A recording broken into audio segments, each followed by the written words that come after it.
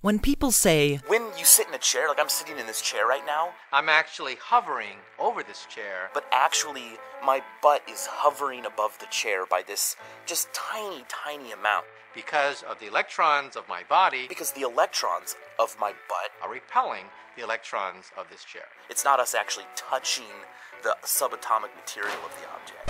is that really true? Does it mean that MC Hammer has just been singing about physics all along? You can't touch this. Alas, this doesn't take into account the fact that the universe is quantum mechanical. For example, you probably know that electrons behave like spread-out waves, and from chemistry you probably also know that it's perfectly fine for two negatively charged electrons to share the same energy level of an atom or molecule, as long as they have their intrinsic spins oriented in opposite directions. So even though electrons repel each other, their wave packets can overlap. For example, check out this image of a ring of iron atoms sitting on the surface of copper. See the overlap of the spread-out electrons? Now, would you call that touching? If you look at a dictionary, touch is usually defined as physical contact, while contact is defined as touching physically. Not much help. But most people have this intuitive idea that touch is something like two solid objects so close together there's no space between them. The trouble is, this doesn't have anything to do with overlapping waves, which, as we know, are how electrons actually behave.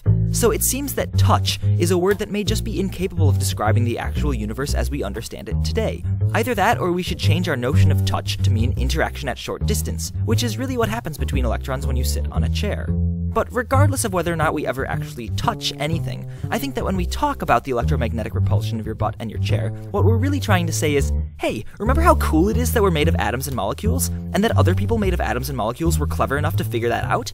Now that is touching.